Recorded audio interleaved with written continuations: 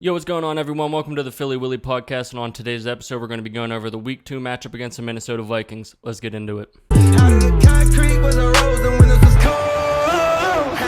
Alright, so first things first, before we get into the matchup and what I want to go over, I just want to say congratulations on Jalen Hurts reaching 10,000 career yards.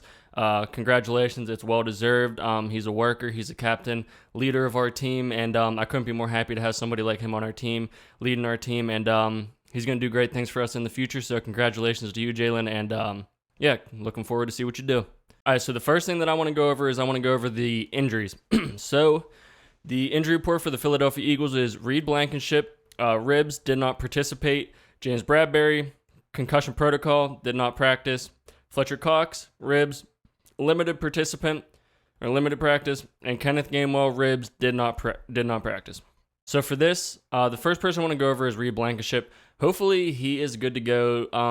He hurt his ribs, but he was also our lead tackler for this team, and I just believe that he's not the most important part of this defense.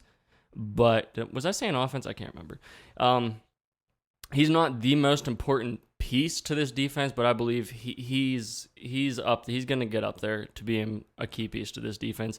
He's a great player, and hopefully he's there because we're going to need him. This receiving core on the Minnesota Vikings is stacked, and we're going to need all the help that we can get in that secondary. The second person that I want to talk about Fletcher Cox. Sorry about the sirens. Second person I want to talk about is Fletcher Cox. He should be good to go. He was a limited participant. Even if he's just limited in the game, that is going to be way more helpful than him being out, just because, there's some injuries on the Vikings offensive line that I'm going to go over a little bit later that it would be key to have Fletcher Cox in that rotation to be able to take advantage and get after Kirk Cousins. So hopefully Fletcher Cox can play, and it's looking like he might be able to. And then the last person I want to go over is Kenneth Gainwell. He's out with a rib injury, and he did not participate. So with this one, it is a blow to our offense, but at the same time, there's a reason why we traded for Deandre Swift, and the coaches know that, the players know that. So even if Kenneth Gainwell can play in this game, I do believe there's going to be a lot more distribution between the ball, and I believe that Deandre Swift is going to get more carries. And since Kenneth Gainwell did not practice, even if he does play, it's probably not going to be much, and we're probably going to see more of Boston Scott. And I'm not sure if they going to bring up Rashad Penny, but if they do, that'll also be pretty good for the Philadelphia Eagles. So let's go over the Vikings injuries. So their starting center, Garrett Bradberry, did not participate, and I've been hearing and reading things that he is probably most likely not going to play, which is going to be good for our defensive line. And also because even whenever I believe he was in, and I was watching over some of the highlights, there was like that one bad exchange between him and Kirk Cousins. So if he is out and they got the backup in, and from what I was reading, he isn't that great, this defensive line the interior defensive line should be able to have a field day, and I'm hoping that they will. Another blow for the Minnesota Vikings is Christian Darrisaw. He is one of their tackles, and he was a limited participant. So, like I said about the other players on the Eagles,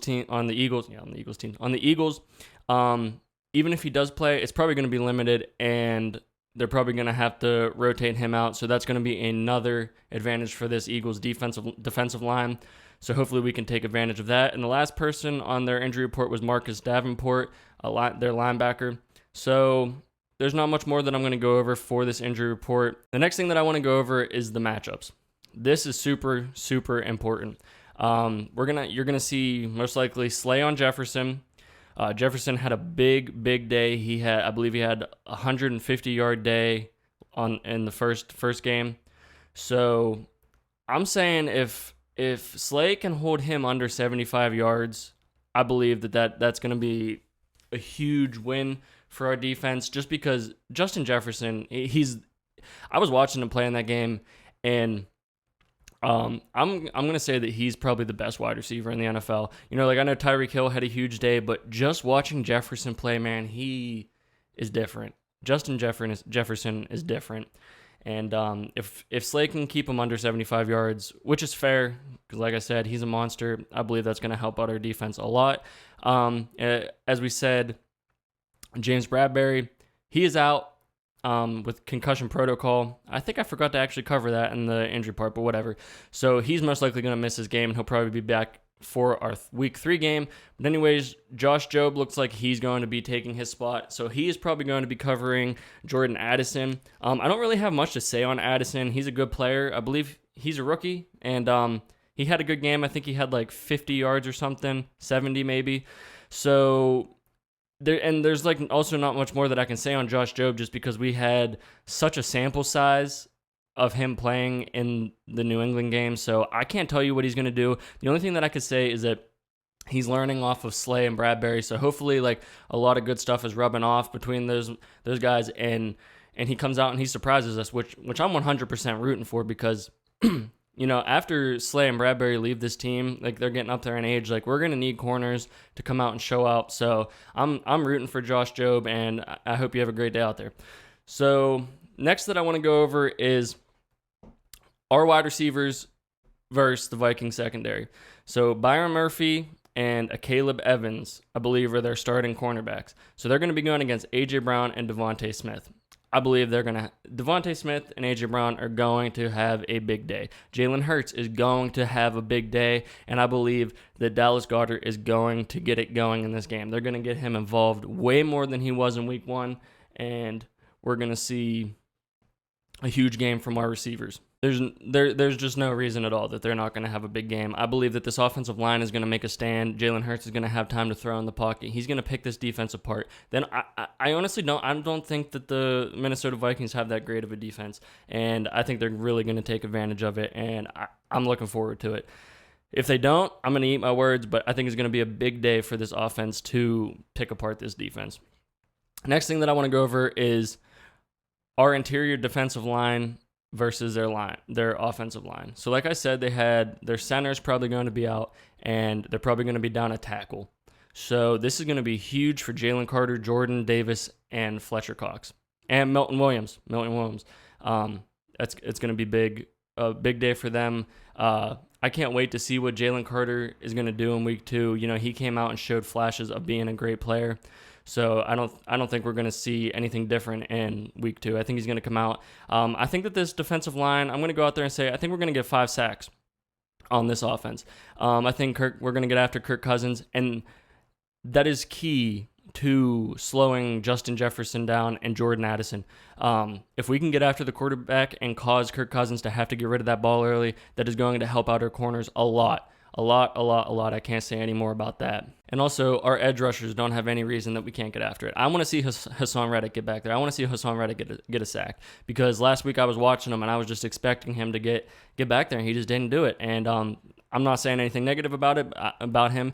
I just was expecting him to be able to get after the quarterback, and he didn't. So I think that he's going to be able to do that this week. So the Vikings defensive line versus our O-line. They do have Daniel Hunter, but besides him, they don't really have that much more depth. They don't have big name players really there. So I believe that this offensive line is going to make a stand, and I hope that they do, because Jordan Mailata and Lane Johnson, they did not have a very, very good game. I think I read something they let up a total of 11 pressures or something. I could be wrong. I got to go back and look that up, but they need to have a bounce back week, because we need it. This offense needs it. Jalen needs it. He needs more time in the pocket to be able to throw, and I think it's going to happen. I think the Eagles are going to put it together this week. I think, they didn't play a lot of starters in the preseason, so I think that had a lot to do with the week 1 game, and it was raining. You're playing against Belichick. I know a lot of people were saying, oh, we struggled. The Eagles are going to fall apart. Dude, we played against Bill Belichick. He's a great coach. And we didn't play any starters in the preseason. It was game 1. And I know that Jalen said that didn't have an effect on his play, and I believe him, but, it's the first week. We need to see more. And I believe that week 2, we're going to pick it up, and I believe that we are going to dominate this Vikings team. Because, dude, they lost to the Buccaneers, and I believe that the Philadelphia Eagles team is way more talented than the Buccaneers. Not throwing any shade towards Baker Mayfield, but I like Baker Mayfield, but Jalen Hurts is a way better quarterback than Baker Mayfield. So I think we're going to have a big day. All right, so I'm going to end this video here, but I just want to go over some things. Like I said, if the offensive line has a good day, Hurts, Brown, and Smith and Goddard are going to tear it up, and I'm excited to see Deandre Swift get involved more because he needs to be involved more. Needs to. And I believe he's going to do more than what we need him to do because he's a great player.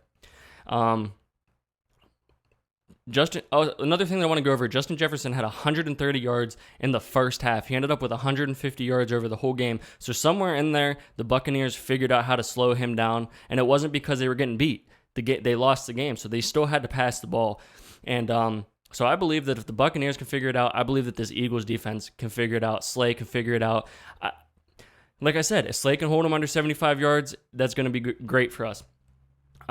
It's just going to come down to the execution.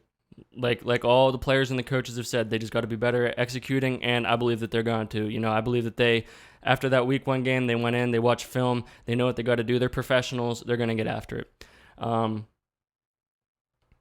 like I said, if the Buccaneers can get a win over this Vikings team, there's no reason that the Eagles can't get a win. So I think we're going to be walking out of this game with a W. I think we're going to be more happy than we were in the week 1 game against the New England Patriots. I believe Jalen's going to have his bounce back game. I just think this team as a whole is going to have their bounce back game. And I think we're going to shut everybody up from being like, oh, this team isn't the same as last year. Jalen's not this great player. You guys couldn't get Dallas Goedert the ball. DeAndre Swift didn't get the ball. That defense struggled against a lower tier New England offense. I think we're going to have a bounce back game. So with that being said, like I say at the end of every video, if you guys like the content that I'm putting out, hit that subscribe button, hit that like button, and I'll see you guys in the next video. I want to say this, I'm probably not going to post a video the night of the game just because it's going to be a late night for me, and then I got to get up for work at 4:45 in the morning. So expect to see another video from me on Friday somewhere in the afternoon. I might post a video maybe around halftime, like a short or something, just to get an update and see how the Philadelphia Eagles are doing in their week 2 game. But other than that, have a great day, everyone. Peace.